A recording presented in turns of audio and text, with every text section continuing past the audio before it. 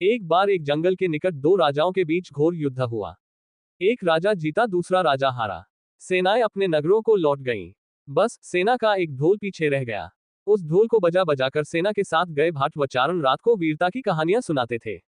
युद्ध के बाद एक दिन आंधी आई। आंधी के जोर में वह ढोल लुढ़कता पुढ़कता एक सूखे पेड़ के पास जाकर टिक गया। उस पेड़ की सूखी टहनियां ढोल से इस तरह से सट गई थी कि तेज हवा चलते ही ढोल पर टकरा जाती थी और धमाधम धमाधम की गुंजायमान आवाज होती। एक सियार उस क्षेत्र में घूमता था। उसने ढोल की आवाज सुनी। वह बड़ा भयभीत हुआ। ऐसी अजीब आवाज बोलते पहले उसने किसी जानवर को नहीं सुना था। वह सोचने लगा कि यह कैसा जानवर है जो ऐसी जोरदार बोली बोलता है, धमाधम। सियार छिपकर ढोल को देखता रहता, ये जानने के लिए कि यह जीव उड़ने वाला है या चार टांगों पर दौड़ने वाला। एक दिन सियार झाड़ी के पीछे छुपकर ढोल पर नजर रखे था। तभी पेड़ से नीचे उतरती हुई एक गिलहरी कूदकर ढोल पर उतरी।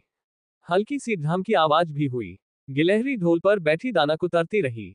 सियार बड़बड़ाया, ओह, तो यह कोई हिंसक जीव नहीं है। मुझे भी डरना नहीं चाहिए। सियार फूंक फूंक कर कदम रखता ढोल के निकट गया। उसे सूंघा। ढोल का उसे न कहीं सिर नजर आया और न पैर। तभी हवा के झोंके से टहनियां ढोल से टकराईं। ढम की आवाज हुई और सियार उछलकर पीछे जा गिरा। अब समझ आया। सियार उठने की कोशिश करता हुआ बोला, ये तो बाहर का खोल है। जीव इस खोल के अंदर है। आवाज बता रही है कि जो कोई जीव इस खोल के भीतर रहता है वह मोटा ताजा होना चाहिए, चर्बी से भरा शरीर, तभी ये ढम ढम की जोरदार बोली बोलता है। अपनी मांद में घुसते ही सियार बोला, ओ सियारी, दावत खाने के लिए तैयार हो जा। एक मोटे ताजे शिकार का पता लगाकर आया हूं। सियारी पूछने लगी, तुम उसे मारकर क्यों नहीं लाए? सियार ने उसे झिड़की दी, क्योंकि मैं तेरी तरह मूर्ख नहीं हूं। वह एक खोल के भीतर छिपा बैठा है।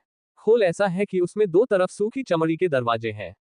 मैं एक तरफ से हाथ डाल उसे पकड़ने की कोशिश करता तो वह दूसरे दरवाजे से न भाग जाता।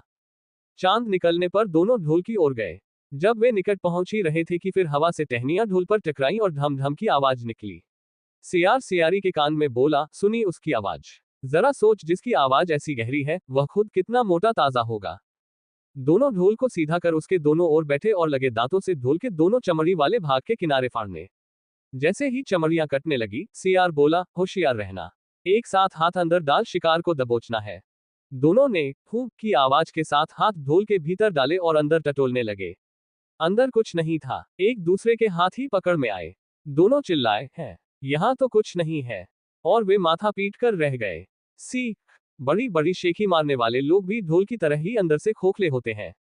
इसलिए बड़े बुजुर्ग कह गए हैं, ऐसे कर्म करो कि आपका काम बोले, आपको अपने और अपने काम के बारे में बताने की जरूरत नहीं होगी। कृपया चैनल को सब्सक्राइब करें, लाइक और शेयर करें। आपका धन्यवाद।